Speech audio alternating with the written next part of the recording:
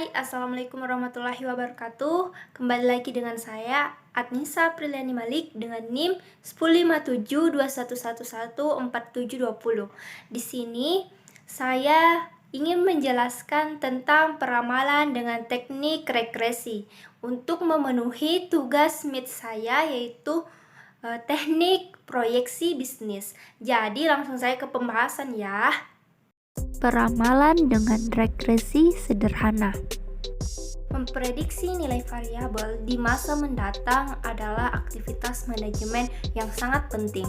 Petugas keuangan harus memprediksi arus kas masa depan, manajer produksi harus memprediksi kebutuhan bahan baku, dan manajer sumber daya manusia harus memprediksi kebutuhan personal masa depan.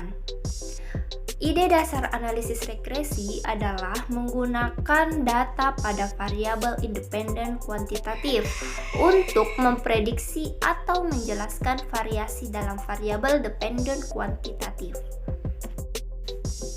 Analisis regresi adalah bentuk hubungan antara variabel independen terhadap variabel dependen yang persamaannya adalah Y sama dengan A tambah X, di mana Y sama dengan variabel akibat atau dependen, X sama dengan variabel penyebab atau independen, A sama dengan konstanta, B sama dengan besaran respons yang timbul oleh prediktor. Bentuk hubungan ini harus sesuai dengan fenomena yang dikaji atau didasarkan teori. Jika variabel independen yang dikaji berjumlah 1, maka disebut analisis regresi sederhana, dan jika lebih dari 1 disebut analisis regresi berganda. Metode kuadrat terkecil adalah metode untuk menghitung nilai alfa dan beta sedemikian rupa sehingga jumlah kesalahan kuadrat yang dihasilkan nilainya kecil. Untuk membuat persamaan regresi, maka hal yang dapat dilakukan sebagai berikut. Pertama yaitu menghitung nilai alfa dengan cara sigma y dikali sigma x kuadrat dikurang sigma x kali sigma xy per n kali sigma x kuadrat dikurang sigma x kuadrat. Kedua yaitu menghitung nilai beta.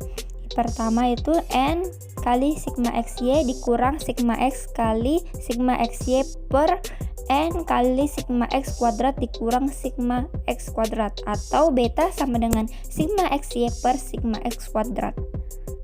Yang ketiga, membuat persamaan regresi dan melakukan peramalan dengan rumus y sama dengan alfa tambah beta xi.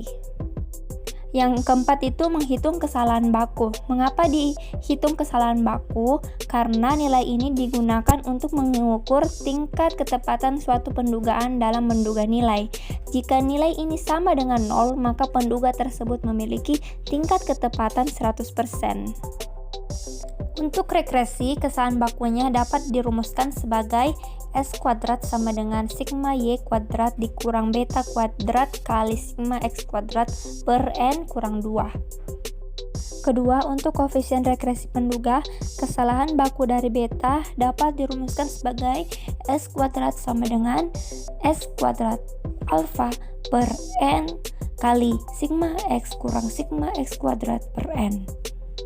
Terakhir, untuk koefisien regresi penduga, kesalahan baku dari alfa dapat dirumuskan dengan S kuadrat sama dengan S kuadrat per sigma X kuadrat per N sigma X kurang sigma X kuadrat per N. Baik, di sini ada contoh soal regresi linear sederhana yang saya combine, yaitu data disajikan dalam bentuk tabel di mana X merupakan umur mobil, sedangkan Y adalah harga mobil tersebut. Dan terlihat di samping ini. Baik, di sini ada tabel. Yang pertama itu usia mobil dalam bentuk tahun dengan simbol X, dan harga mobil dalam bentuk $100 dengan simbol Y, dan ada tabel XY dan X kuadrat. Dilihat dari usia mobil pertama yaitu 5 tahun dan harga mobilnya $85. Terus XY-nya 85 dikali 5 yaitu 425, dan X kuadratnya didapat dari 5 dikali 5 sama dengan 25. Setelah itu dijumlahlah usia mobil tersebut. Usia mobilnya jadi sigma X sama dengan 58, terus sigma Y-nya dapat 975, dan sigma XY-nya dapat 4732, dan X kuadratnya sama dengan 326.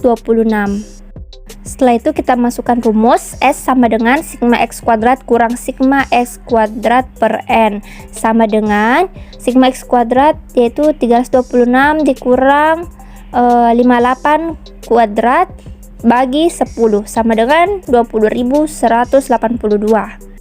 Kedua, masukkan rumus sigma XY dikurang sigma X kali sigma Y per N sama dengan sigma XY-nya 4732 dikurang sigma X-nya 58 kali sigma Y-nya 975 bagi 10 didapat minus 408.909. Ketiga, masukkan rumus SXY per SXX sama dengan didapat tadi minus 408.909 dibagi 20.182 didapat min 20,26.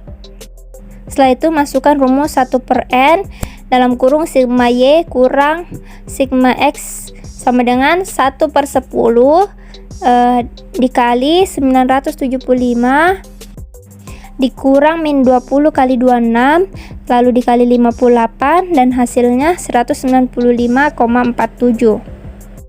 Sehingga persamaan regresinya menjadi Y sama dengan 195,47 dikurang 20,26X. Dari hasil estimasi yang diperoleh dapat disimpulkan bahwa setiap umur mobil bertambah 1 tahun, maka harga mobil tersebut akan turun sebesar $2.026. Sekian penjelasan saya mengenai regresi sederhana. Semoga bermanfaat. Assalamualaikum warahmatullahi wabarakatuh.